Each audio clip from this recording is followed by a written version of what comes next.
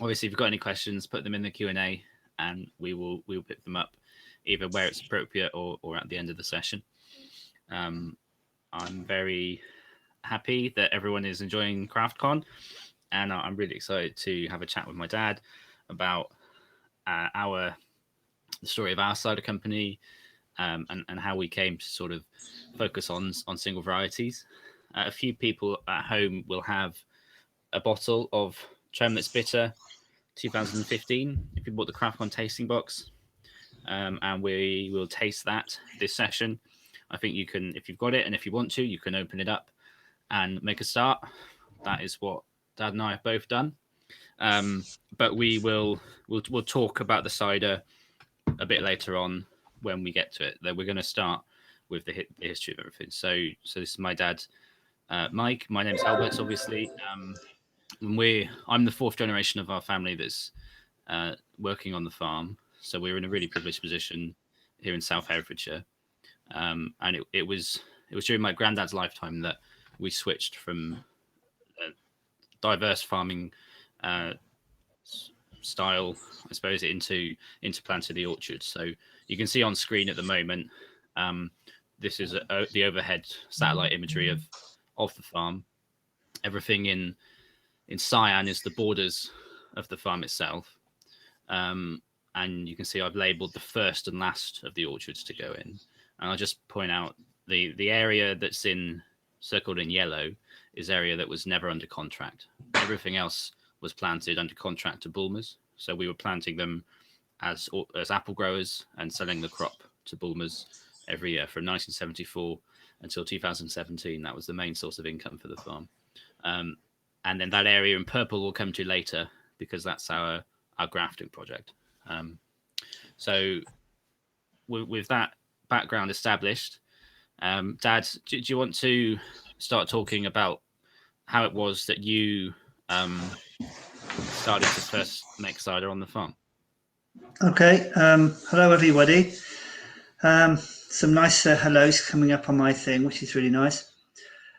Now then, well, my first cider memories, if you like, would be way back as a teenager when I was having to help my grandmother collect apples and put them into bags for Bulmers. And the worst ones in my memory were the sweet Alford trees. And there were two huge ones in the middle of the old orchard, which is now a camping orchard. And every other year they were absolutely loaded. And it was just a long, hard slog. And the old Holmer Perry was quite productive those days. We'd sometimes pick up nearly a ton of these tiny little pears. And it really didn't endear me to cider. So years later, when those things didn't matter so much, I still didn't really drink cider. I was a beer drinker, but we had a lot of cider apples one year and Bulmers didn't want them. These weren't under contract then. So we hired a press and we turned the apples into about 300 gallons of cider. And I still didn't drink it. It was horrible stuff. And it probably really was horrible. But the visitors and the tourists seemed to like it who came to stay B&B. And so from then on, we decided we would make cider. And we hired a press for 2 or 3 years till we had our own made. And it took a while, but I slowly got the taste for cider. And it's become more and more interesting ever since. But I didn't start off with this passion for cider. It was just something that grew. And it probably grew because of my interest in trees. And when we were starting to plant more orchards, I was just interested in varieties. So every time we planted an orchard for Bulmers, I would put some trees in for me in the middle part of the farm there. And my strawberry field orchard grew from where we had soft fruit. We converted it to apples, and I had different varieties in every row, which a lot of you have seen. So, well, that was just about cider. And in the early days, my cider philosophy was 2 parts bittersweet, 1 part sharp, or something similar to that, depending on the availability of apples. And that made a nice balanced cider. and we sold it all from the cellar, as many of you know. And that went on until I started getting an interest in Perry's to start with, because thanks to Chris Fairs, who helped us with all this, setting up all these trees, Chris found us the old mother collection trees of Perry's from the nursery. They were surfing them out and starting new ones. And so we bought all these old, they were a bit gnarled and growing funny because they'd been mother trees. But we put them out and we ended up with 84 trees of about 27 varieties. And they're really, a lot of the Perry production we have now of coming from those trees. I see Albert's put a picture up of what was put in 2000, which was our Millennium Circle. It was 5 trees in a circle representing me and my wife and the 3 boys. And there they are. I suppose that's quite a new one, is it, Albert? Yeah, I took that this morning. Yeah. But so I can't take it from the same angle because wrong button. Yeah. Where this photo is taken from, you can see over there's a barbed wire fence in the bottom. It's all hedge, yeah. It's all hedged now, and also there's a whole load of Kingston Blacks that are in front, obscuring the view as well. Right. And also you'll notice this area behind has also been planted since 2000 as well. So you can see there's an orchard in the background here and another Perry Pear tree, and this is a fallen oak in this valley as well. Yeah. And left of this is a Hendra Huffcap in the bottom as well. So we've added to that orchard. Yeah, sadly we put gin pears in, but we've had to cut them down because of fire blight, which is rather sad. It's anyway, isn't it? When we first had crops on the Perry pears, the ones from Bulmers, I couldn't make whole barrels, but I had this one year when I did as many as I could into demijohns. So I had just 1 or 2 demijohns of each variety. And as you probably all know from doing it in demijohns, they don't always come out brilliantly. But I did have half a dozen or 10 particularly good Perrys out of their sort of 20 odd barrels or jars. And it did make it interesting. And so the differences are quite marked really when you try them and compare them. And then I moved on to looking at single variety apples because I planted all these varieties. And Putley was the great thing. When we started looking at finding ciders for Putley, you started to try all the different barrels of ciders, and we realised that they were all quite similar because we were still doing mainly 2 parts bittersweet, 1 part sharp. But we wanted to know more about the apples, about the varieties and the flavours. So we started doing more and more single varieties and learning what each apple might give you. And of course, it doesn't always follow because one year to the next, they were, some were really good. And I came to the conclusion that there was a time in every season when that particular apple is perfect for pressing and would give you the best. But there's a lot more factors than that. But the Somerset Red Streak was a revelation because it is a lovely apple. And if you press it when it has this nice yellow orangey look to it rather than the bright green or the bright red that it has, you just get such a much nicer cider.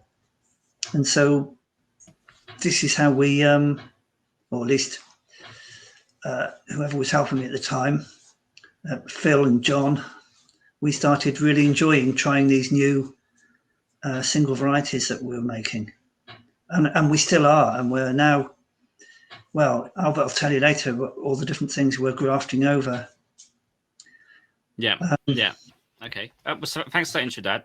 I've got some more photos to show of how the farm was developing between when the orchards were going in and to now. And we were just having a conversation before this about the age of trees. So I think it's interesting to look at some of these before and after photos. So this is a view of Ellis bitter trees on the right with a hedge on the left. And this would have been probably about 20 years ago that you took this photo, I'd have thought, Dad, by the size of the tree. And so this is the only south-facing slope on the farm. Well, not the only one, but should have been a great orchard, shouldn't it? It's Ellis bitter, foxwhelp, Ellis, foxwhelp, Ellis, Ellis. But it's never been that productive. And this is it earlier this year. And this is that first row of Ellis bitter. We cut them down because I needed to do a chainsaw course. And the plan is now we've just cleared it. We're going to plant some Perry pears there. But you can see by the size of the foxwhelps going off the camera shot that this orchard just got out of hand. Do you think that's fair? Yeah, it's definitely got out of hand. It did some years ago.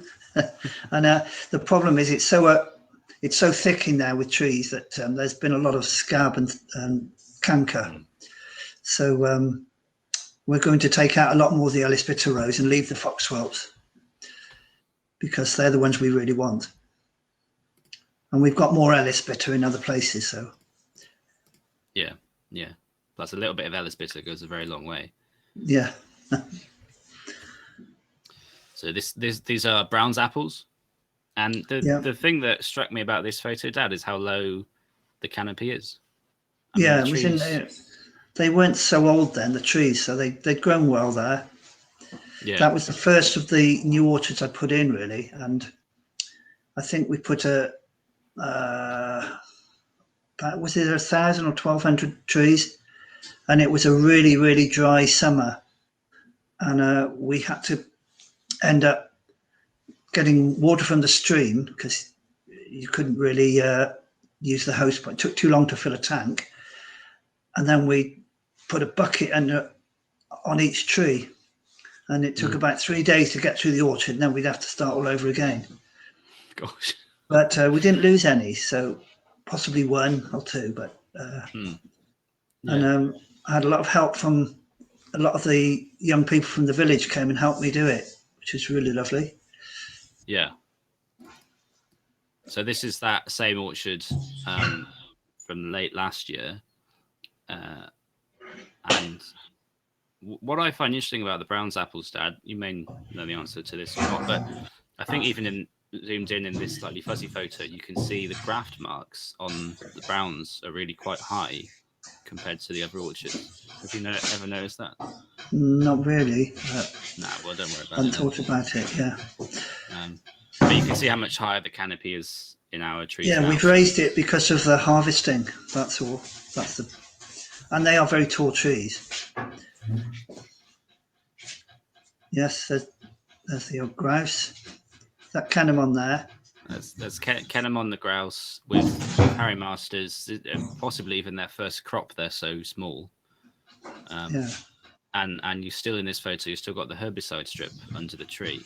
Yeah, whereas which we did away with long ago.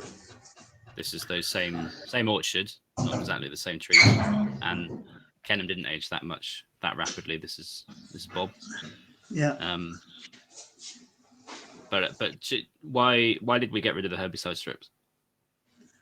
Well, because I'd read somewhere about the fungal things linking everything up. I can't remember all the names of these things.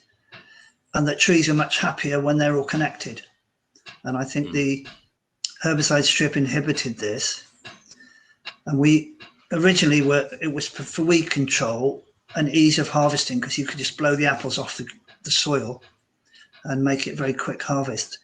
It's much harder now because you have to paddle them all out if you want them all.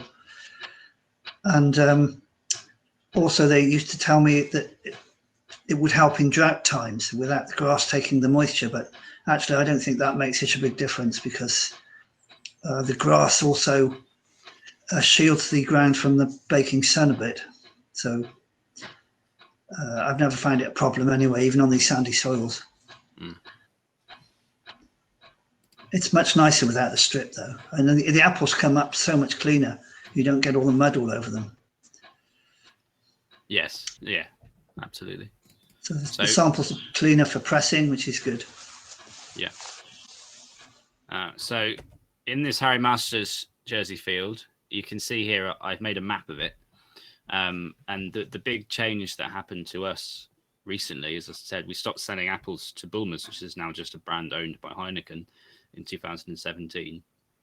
But at that time, we were still selling them around 80% of the apple output on the farm. And as any other orchardists will know, there's really a glut of cider apples in the UK at the moment because of various reasons. Chief among them, obviously, 35% juice content being the minimum to make something called cider. So we're left with a lot of excess apples, and we're left with this 11-acre orchard of Harry Masters Jersey, which is a perfectly fine apple, makes very good cider, but it's really troublesome to work with because it's very low juice yield. We have to work twice as hard for the same amount. So we're working on a project that I call the 2040 project, where we're top working this entire orchard over. So these trees are 23 years old, and we're putting new varieties on the top of them. So I counted all the rows, and we reckon there's 66 worth of rows here, and we've done now, I think, maybe the first 20 or so, which is a pretty good start. But we started at the bottom end, and it was only putting this together for the presentation that I realized just how much shorter these rows are than the ones at the end. Because when you're walking around in the ground in the orchard, you don't think about it. So there's one of the reasons we started at that end is because it's less slopey, and we were putting Yarlington Mills, Ashton Brown, Jersey Brown snouts on, and they harvest late. So it's much easier to harvest late on a flatter area.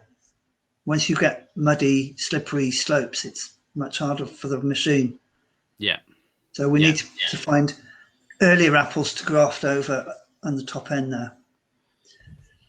So I'm just going to do a quick segue into showing you quickly how you graft. So the plan with that orchard then is to go from having 66 rows of one variety to 66 varieties with one row each, which is going to be enough to make, in a good year, 440 litres or something of that variety. So we'll be able to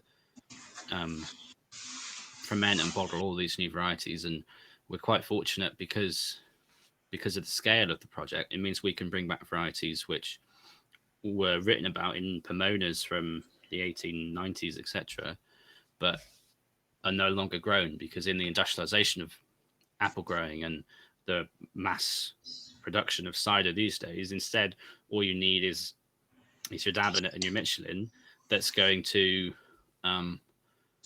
big croppers. A big cropper. So we're able to put stuff in like Tanner's Red and Styra Wilding, which maybe they won't grow and they won't produce as much, but when they do, it'll be interesting and worthwhile. So you start with your Scion Wood. So to graft this is 1-year-old wood, which you're taking from the variety you want to fruit. You have your grafting knife, and you cut them into these little scions like this. So you have a length of thing that's, we count to 4 buds for top working. So this is a fruit bud, and we have 4 of them. We've taken the trees down to half their height. Well, we take them down to the lowest branch so that branch can keep the tree alive until the graft takes, is the idea behind it. And actually you can see on this tree there's quite a few branches. That's because this is a wire from a bird box. Oh yeah, the bird box is here. So we're limited because of the bird box. You cut into the top of the tree using your knife and peel the bark away. So we've only just been able to start doing this because it's quite a late season so far here. Temperatures weren't that warm, and the tree is only just starting to wake up, and you need the bark to be pliable to be able to make this cut and pull the bark away without it splintering. And then you just put your scions in. So you can see here the length of them, and the bit where you make the slice is going in there, and you're matching up the cambium layers on the fruiting variety and your host tree. And then you paint it. And I think officially you're meant to use grafting wax, but we use damp-proof membrane, water-based paint, and it does the job. And it's mainly to stop the tree rotting from being waterlogged.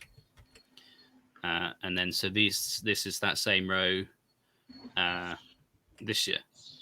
So 2 years of growth has given us this amount of wood. And Dad and I were just discussing the interesting thing about our tremendous bitter tree is that it's planted in the 60s. So there's a lot of, as the older the tree, the bigger the root system, more trace elements. Yeah, it's going to bring up. And so what we're doing with this grafting is we have the advantage over just planting a new tree, is that as Tom's just said, you put the Scion in, and they've already got a 23-year-old root system that's feeding it. So they're growing fast, and hopefully the fruit is going to have that little head start when it comes to cropping. What do you think, Dad? Yeah. I was just going to say that you collect the wood sort of February time. Yeah. And you keep it cool in a fridge or somewhere very cool, or heel it in the north side somewhere and hold it back until the sap's flowing in the trees, and then you put it on, and it's anyway, this is all thanks to John Tyser and Rob Uren, who started me off doing it a few years ago. What's the picture of the shop?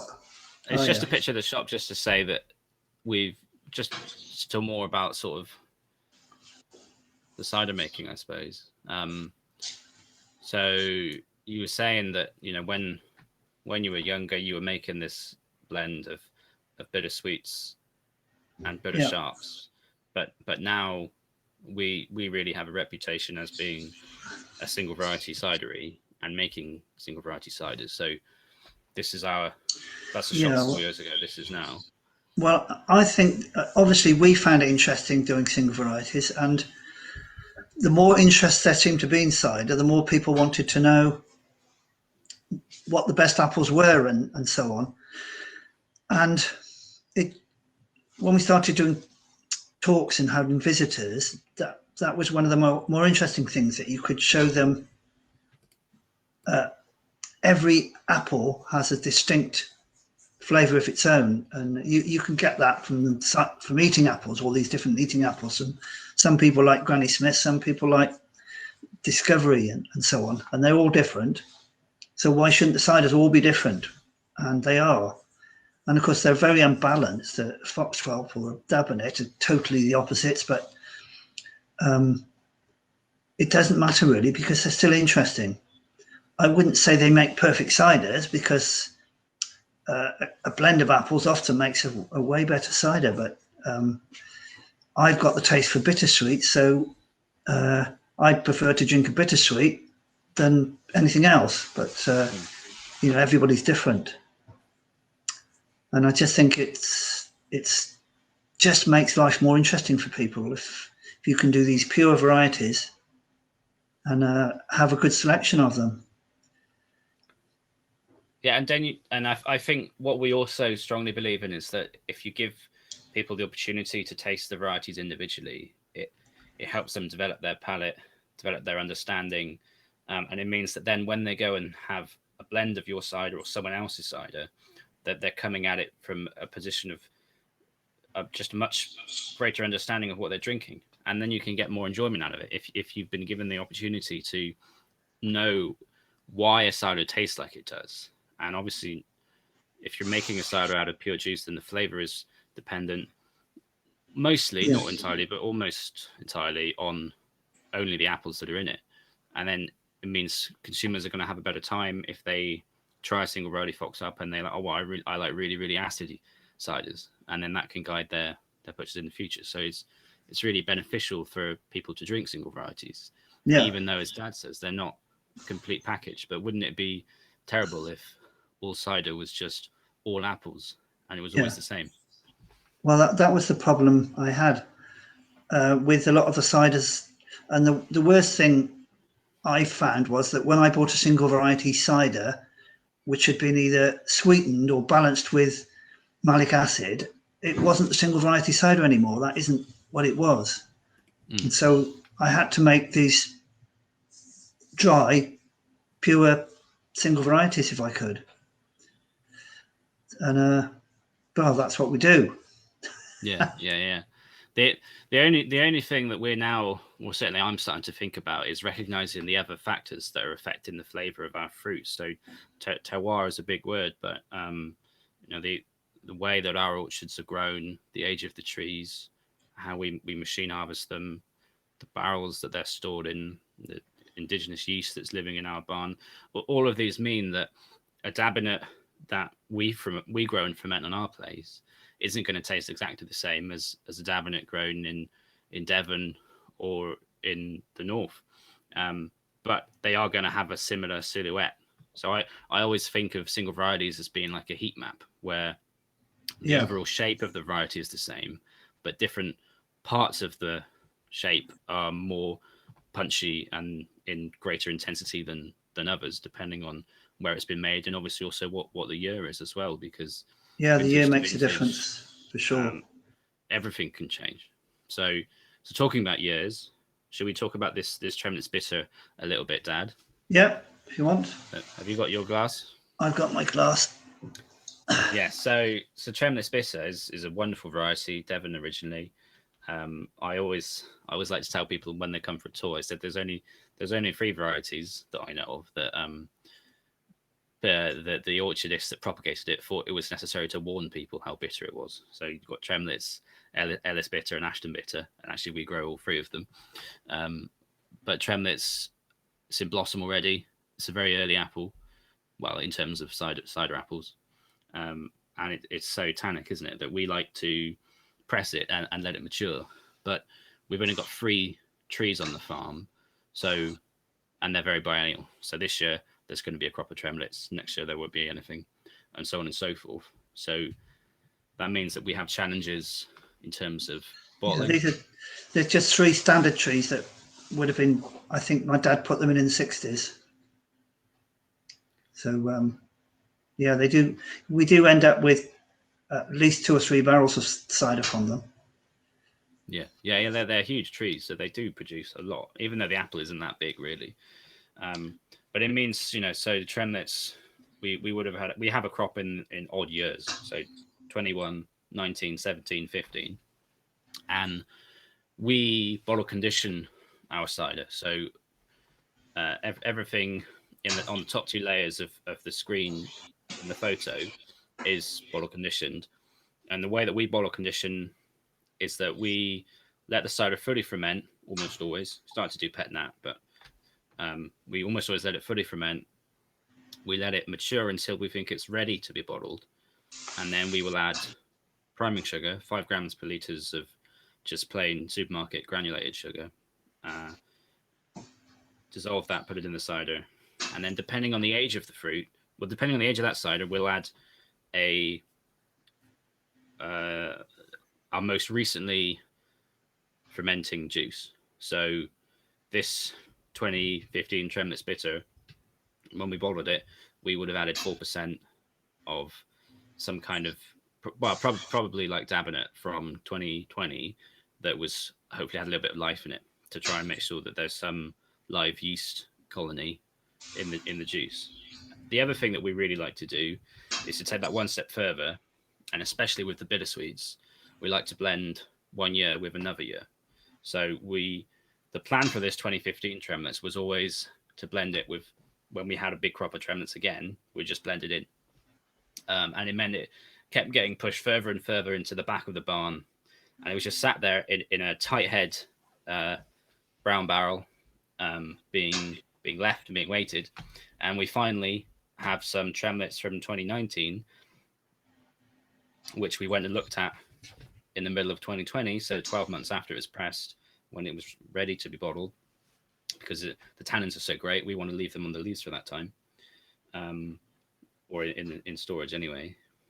And we just decided that this barrel tasted fantastic, and we didn't want to dilute it by blending it with another year, so we bottled it on its own.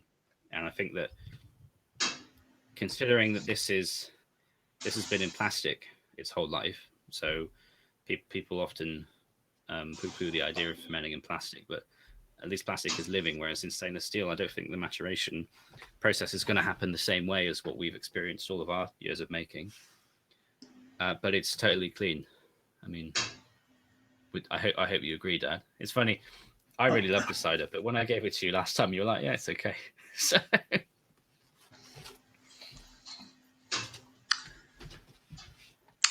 Yeah, it's very nice, really nice.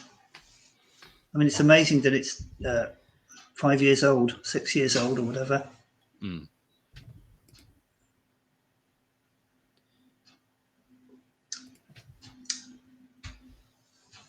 Yes, I don't know what other people think. I think so far the feedback on the Tremlets has been good.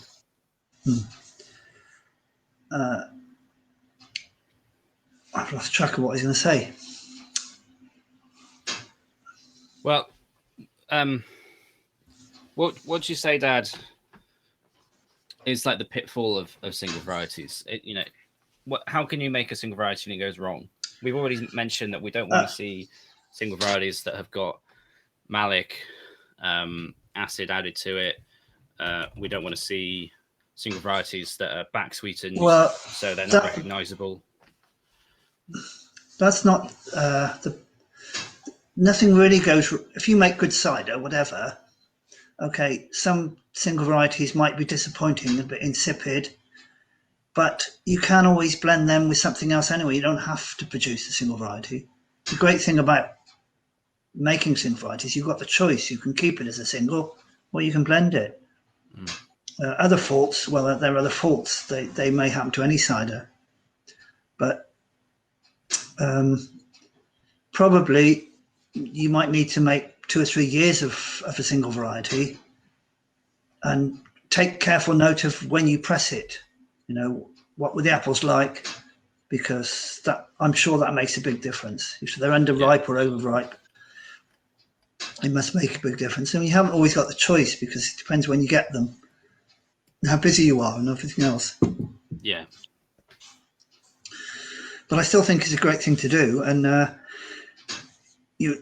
some people don't have a choice. They've only got 1 or 2 apples anyway. So, but if you can go out and source all these apples, I think it's the most exciting part of cider making for me these days. Is when we've got a new variety that we've never done before. And Paul from Old Stag bought us a couple of new varieties this year, didn't he? Yeah. We pressed, so I'm looking forward to trying those. I don't know if I like them, but it doesn't matter. It's still makes everything interesting. Yeah. Single varieties. They're just brilliant. Yeah. I'm going to show people a project that I've been working on with a friend. So it's called ourpomona.org, and the idea with this website is that most pomonas as they currently exist are for identification of fruit, and didn't feel to me that there was a resource which really would help inform cider makers and cider drinkers about making cider from specific varieties and learning about their characteristics, and how to press them at the right time and what should they taste like, and how, but also how do they grow, and where can you get the varieties from. So it's just about ready for launch, and I'll just quickly walk you through it. So we have a database. We've only got 1 apple on there because I planned to add at least 10 before the talk, but I've been so busy with CraftCon that I didn't get time. So the only one I've added, of course, is Brown Snell. But the website is live already, so you can jump on here and you can add varieties that you have expertise of. That's fantastic. So if I show you the add variety page first, so you can put in the information, where it's came from, what the pollination group is, if you know, and none of this information is required. So the idea is that it's a crowdsourced database, and it's free, and it's filled in with information from cider makers and cider drinkers to aid each other. That's the principle. So we can add the variety, we can upload photos. We've got the basic information, and then we can add our cider info. So this is where it gets really cool. So you can obviously add the growing characteristics. How much do you like it? How biennial do you think this variety is generally? And then when does the blossom come? When does the harvest come? What's the pH? And what are the sugar levels? And then the really fun part is that because the idea is that everyone is contributing, we can collect all this data, and we're trying to present it in a way where we can learn year on year. So I put in our harvest date information from 2020. So we finally got some brown snout last year.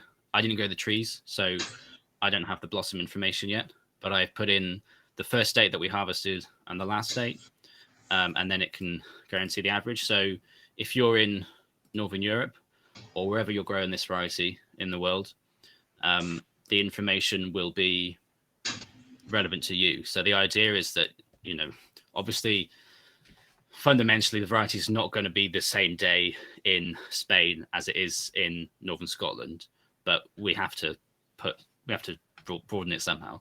And then we have sugar levels. And the fun part with all of the data is that you can put it in every year. So you can put this, we've got our pressing records going back for, since 2007, I've got access to. We definitely got the molder somewhere in the barn, and we can have year on year. So it will show you 2020, 2019, and so on and so forth for all the years we've got data. So in that sense, that we can then, as a whole industry of cider makers, we'll have empirical evidence that says 2018 was a fantastic year for cider. Look at all the sugar levels. Everyone's fruit was really, really good. And I think that will just be fascinating information to keep track of, especially when we've got a changing climate and the challenges that's going to come with that. So these are all word clouds. So I might describe brown snout as having like a grassy flavor, and then I could put that in, and then I have to hit the approval, and I can say yes, that's fine. And then if I refresh this page, hopefully it's going to be here. Yeah, so we have a word cloud. So this way as well, we can gather information from everyone's different palates, and we can pin down the words that really convey what these varieties taste like when they're fermented ciders. And we can help people work out what they should look like. So you can describe the color, you can describe the firmness, things like that, and then the growing characteristics. So if I was going to put in a variety like Foxwell, I'll be able to say, look, watch out, because this tree is going to be gigantic. So that's the idea. And, we're always looking for more feedback and ways to improve it, make the information more usable, make it easier to submit information. But this is the idea. So, if you want, you can jump on it right now and you can add a variety. But as I said, I need to find the time in the next few days to input all of our records, because I just think it'd be great. And I think what we have to do with this, I really need to push it and get to that critical mass where there is so much information that it is really useful to people. Because right now, the challenge is if the enthusiasm disappears before it can be that useful database. But I'm excited about it. I think it'd be really fun to use. Okay, right. Okay, so that's our Pomona. I'll answer. Means I can. And by the way, thank you for everyone in the chat saying anything. So it's ourpomona.org. So here it is. I'm really excited to see everyone's excitement in the chat. That makes me very happy. Yeah, it looks like it could be a really successful thing, Albert. Really interesting. Okay, so Jackie Denman from the Big Apple Dad has asked me, what do I think that well, maybe it's both of us actually, I suppose. What do we think that Grandad and your Granddad would think if they could see the farm as it is now? Now that'd be interesting. Well, my dad was seeing it pretty much. He'd probably think there were perhaps a few too many weeds about, but he's come from that time when everything should be stamped out, and it is much nicer to see lots of lots of wild things growing. But Yeah. my grandfather, well, I didn't really know him that well, but in fact, he might be a bit surprised at it, really, because at that time he only had the 20 acres. My father bought the other 45, and it was much more to do with it being a bed and breakfast house, and he would just supply all the stuff around it. Yeah. Milk the cow and grow the vegetables and so on. But my dad, because we grew up as a dairy farm, and it's so different now. And I think he would be really impressed with all your work, Albert, with opening this up to so that the farm is offering something to so many people. I mean, well, that's just the philosophy that you've always carried with it, isn't it? That's it is in a way. I remember when I first started the festival, I was just so cross that people were buying our ciders and other people's ciders, sending them off to a festival when nobody knew anything about any of them. And I started the festival so people could talk to cider makers about their ciders. And it's a little bit the same with the single varieties. It's just, why shouldn't people understand what a huge complex world it is in cider? So I suppose those things, it is opening it up to everybody. Yeah. Dave and Fiona. Yeah, so this is just a still from an early cider festival, back when Dave and Fiona were cider dye, not bardistry. And I think that's probably Jack. It looks like Jack there. Yeah. And actually, the great thing about this photo is that you've got a brown snout cider. So when's that coming back? So Oliver, was it just expanding on sort of the legacy of the farm with the technology, and I think it's because how long would you say that you've been managing the farm instead of Granddad? Probably 35 years. Is it that many? Probably not. Well, it was a slow, gradual thing, but starting about 35 years ago. Yeah. So that's just. It's very different. It was everything. Okay. Changed, isn't it?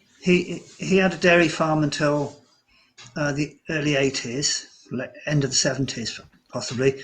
I was away for a few years then, and then Phil, and then he had a mixed farm then. He used to have a few suckler cows, a few sheep, this and that, and nothing very big. Just a lot of different. He grew quite a lot of vegetables. And when I came back from my travels, I just concentrated on sheep, and we grew to have 250 ewes at one stage, which was way too many for the size of farms. I had to rent little fields around and everything. But sadly, it never really made any money. It was just constant investment, fencing and so on. And it's and of course, being 65 acres is a small holding these days. And my philosophy was just, how do I change things around to give the farm a future, which is hopefully what we're doing now, even without Bulmers, because Bulmers saved us for quite a few years. And now the cider company has to do that. Yeah. Well, one of the things with this legacy that I'm most proud of is obviously you won so many awards from 2000 to 2011 because there were so many fewer cider makers, so it's a lot easier, wasn't it? Well, probably. But we, even though now one of our challenges is that we need to grow our cider production annually. We spent the last decade probably averaging 50,000 litres, and now I think for us to be sustainable without the apple sales, we need to be at 100,000 litres. But we have to maintain that quality. So it's really, really, really an incredible moment in my life when in 2019 we won the the Food and Farming Awards for Best Drinks Producer, and that award felt like it was built on everything that you did, Dad, in the last 20 years with how you maintain the orchards, how we've developed. No. It was obviously, actually, it was obviously built on you doing media stuff. Well, but it did. Yeah, you brought us to the attention, and then we had it here. It's getting noticed now. That's yeah. Okay, so we'll move on to another question. So Andrew Lee, actually, Dr. Andrew Lee asked us, when you top graft onto quite a thick stock, how do you stop the original wood from rotting away in the following years? Or do your scions grow quickly enough to cover the old wood entirely? So the damp-proof membrane seems to do most of the work for us. Yeah. And I think we don't know is the answer, probably the answer. Whether eventually there will be some rot down in there, because although when you needed was a picture of the grass we did about 7 years ago. Yeah, I don't know. Some of them have closed over the wound quite a lot. Yeah. Because ultimately you leave one of them as a main one, and then the others grow over it. But there's always this little pocket which may have some rot in it. I don't know is the answer, but well, they do heal over those. So we were really excited because our first cider from the trees that we grafted in 2014 is just about to be released. So in 2014, Rob Uren came over and grafted a whole row of Spanish varieties in one place, and also some Chisel Jersey Brown Snout in another row. And 2019, 5 years on, was their first serious crop. So we had 440 litres of Spanish apple cider. And we basically, it tasted good. And I didn't want to bottle condition it the way that we normally do, because I wanted it to be a little bit more in line with the principles of Cidre Naturale. So we waited until the 2020 cider was ready, and we got 75 litres. And that I then froze, and we used it as cryo conditioning. So we primed it with the frozen juice from the 2020 stuff, and then so that's a cryo conditioned, naturally sparkling cider that's fermented with the juice. So this is actually the row of the Chisel Jersey Brown Snout, and it's not the best photo to show you the joinings of everything. But they were grafted onto some Bramleys, which is rather strange shapes. Yeah, the Bramley was a pain. But I'm pretty sure this is a Chisel Jersey, and you can see that it has pretty much grown completely to cover the union. So, and that's part of the reason when we did it, John Tyser suggested to us you should do one scion for every inch diameter of trunk. So that's the rule of thumb that we go off. Yeah. Because so far, so the birds make a difference, because sometimes they land on them and break them off before they're strong enough, and so you don't always get the 4 scions growing to seal it up. Yeah, and with this one, this variety is actually Ashton Brown Jersey, and I don't know if there's really enough detail because this one isn't zoomed in and these trees are too old, but it seems to grow this area in such a bulbous manner. It grows out from the tree instead of growing up. And so the Ashton Brown Jersey, we've lost quite a few where they've been this big, but then the center of gravity is just too far from the trunk, and they just fall off. Yeah, John suggested that it might be possible when they're smaller to graft a couple of the small featherings across to each other to give them a bit more strength, but we haven't tried that yet. Yeah, but you can't expect every apple to have a good union with Harry Masters, and that may be the problem. That's true as well. It perhaps isn't a good union. What's the word? It's just doesn't suit. But it's all experimental, and at the end of the day, we haven't got a sale for all these apples, so we're just trying to make the cider business more interesting in years to come. And you can't just go out and buy all these trees because it costs a lot of money.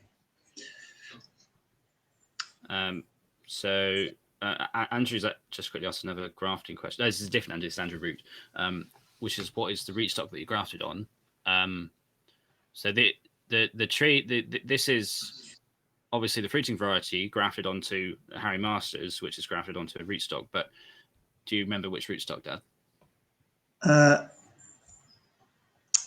I think they were 106s, but I'm not 100% sure now without looking it up. Because that, I had. Well, maybe you might be right. I definitely can't contradict you because I haven't had to plant any new trees, so I don't know anything about rootstocks. Yeah, no, I can't be sure. Mm-hmm. They could. I don't think they're 111s because I don't think they're. I think they would have made slightly bigger trees, but. No. Yeah, the nice thing about our Harry Masters is that they are not that big. So if I go back to Bob's harvesting photo, they're a manageable size compared to our Harry Masters are one of the easiest trees to have for shape. They grow perfectly without too much help. Bit different to Kingston Blacks. Yeah, sure. Some nightmares. So Andrew Lee again was wondering, with the very high pH single varieties, do we do anything to bring down the pH to inhibit infection? And the answer is no. We don't actually measure pH when we press. We add sodium metabisulfite within 24 hours. Well, within 48 hours of when we press. And Dad and John have been doing it for so long that they just go off taste of the juice to determine whether we add 50 ppm for something like Foxwell, 75 for a mixed trailer of relatively high acid fruit, or for all of our bittersweets we just add 100 in the beginning. But one of the things that we're starting to develop is our, well, certainly what I want to develop is our understanding of the impact that sulfur is having, more closely understanding it. And because some of our bittersweets, I mean, I don't think many bittersweets are very aromatic varieties anyway. They're just not. But some of them, like Ball's bittersweet, have historically been a bit stinky in the bottle. And I think part of that is coming from maybe a slightly stressed fermentation, which having all that sulfur in one go leads to developing H2S. So we tried, after listening to Sigrid from Lallemand at CraftCon 2019, we tried instead adding 50 at pressing and 50 3 weeks later. And that bull smelled really, really nice. But we only tried that in one barrel, and the barrel that had the 100 ppm also smelled better than average for bulls. So maybe it was just a good year. So we are constantly... That might be partly to do with that moment of pressing makes a big difference. Yeah. They're quite late, the bulls, aren't they? And they can have gone a bit far sometimes, so that might make a difference.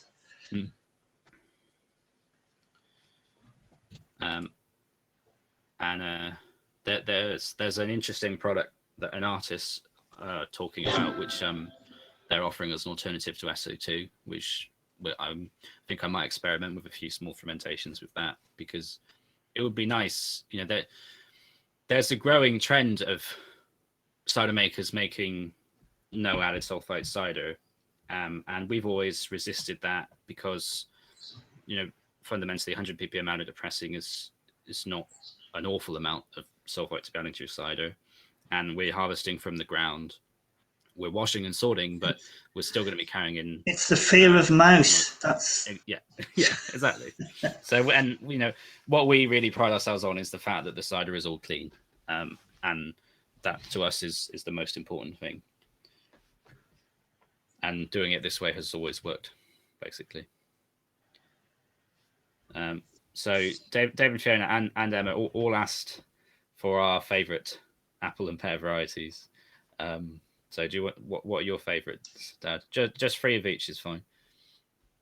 My favourites, when they come out right, are probably the usual. Well, actually, I've got new. I would have said Yarrington Mill, Dabonet, Kingston Black, perhaps, but although that can be too sharp for me sometimes, but when it's good.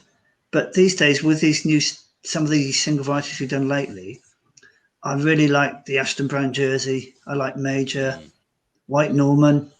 It's been really a revelation. And actually, our Bournemouth Norman has been really good the last couple of years. Yeah.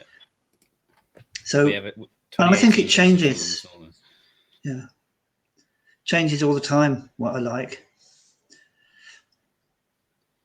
Yeah, But based off your mood, isn't it?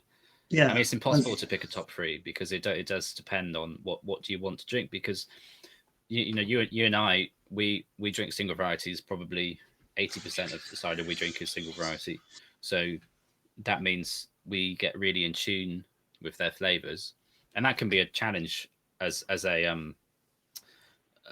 from a business point of view, because we still want to be making cider that everyone wants to drink, even if we're going to accept that not everyone is going to like every single variety.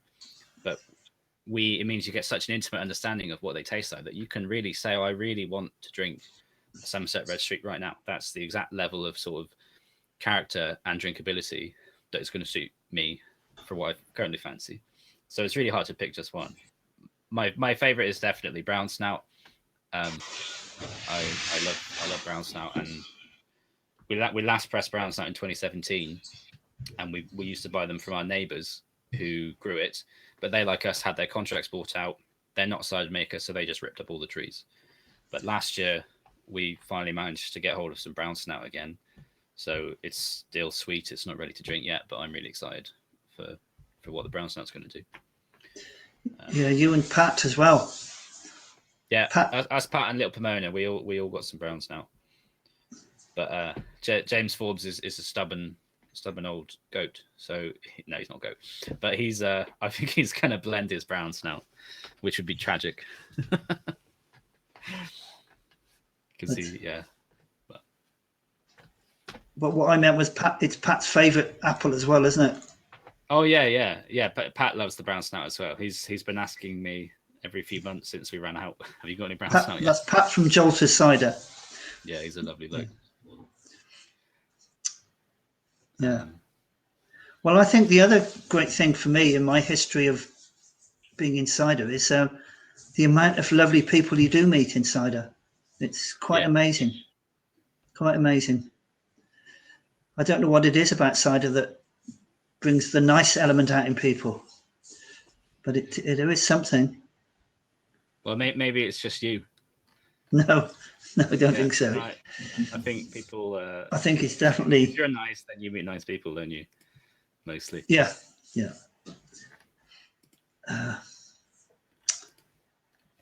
Right. Any more questions? Yeah, we've been 57 minutes, so if there's any more questions, throw them out now. I think. Oh, actually, the one I missed was from Chris. Chris from Cork and Crown in London, a good friend of ours.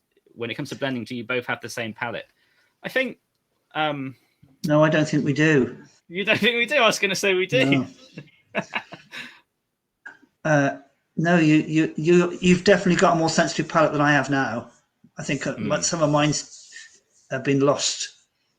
So you do notice things I don't. Well, maybe, but I mean, we like quite a lot of the same drinks, but I think you've got a more tolerant aspect of the sharp stuff than I do. I think recently, I think because sharps have been so popular for us, like sales wise, I've been drinking more of them and appreciating them more. But I still can't drink a lot of sharp cider. Won't go. But otherwise, I mean, we're mostly aligned, really, especially in what we want to make. But that's the one advantage of making single varieties is, although you need to be able to tell what's a good cider and what's a bad cider, you don't have to worry about the technical element of blending it. So I think when it comes to blending different varieties together, that's where I'm still looking forward to developing my palate and my skills that way, and where I lean on you. So we did the Harry Masters Jersey Dabonet and Rennet Aubrey blend together. Yeah. But the thing is with that one as well, like I'm going to whisper it, but that was just the first 3 barrels that we opened, and they tasted good, and Well, they tasted good together. yeah, but it is the nice thing to do. Blending single varieties together like that is you can make wonderful ciders. Mm. Yeah, much more complex than a single variety. Not, I like the simplicity of a single variety, which is why it's easy to drink. Like this Tremlets is just very easy. But Yeah, it is. It is. But that Tremlets with a bit of browns and maybe some dab in it or something would be lovely. But Well, we that last brown snout, we blended it with Brown's apple, and it did make quite a nice cider, and it's all sold out, so it's reasonably popular. But I have regretted it ever since, because I would pay good money to drink single variety brown snout again. Yeah, I know. It's what comes across all these years is that everybody has their own palate. You can't foresee what anyone's going to like. Yeah, it's quite amazing how the different tastes people have. Yes. Just quickly on our festival, Touchwoods, it will go ahead. We're going to make a decision in mid-June when everything is opened up, and hopefully we'll be in a really good position to be having larger scale events again. Obviously, they're already doing it in some sporting venues, but we don't want to give people false hope and then give up on it. And our festival, it's so simple. It's just music, cider makers, food, and then the main challenge this year is going to be having enough showers. So yeah. Okay. Right. Well, I think that draws us to a close. Thanks so much, everyone, for listening. Thanks everyone for watching. It's an honor to be here speaking to you all. So take care. All right, Dad. Look forward to seeing you all soon. Yeah. Oh, look, there's Maria. I've got a whole house now, Maria. Yeah. You have to come stay. You should definitely. We're always happy to meet new people. So if you want to come visit us, have a look around the orchards, chat to us, then you're very welcome anytime. Cool. Bye-bye. Okay, take care. Bye.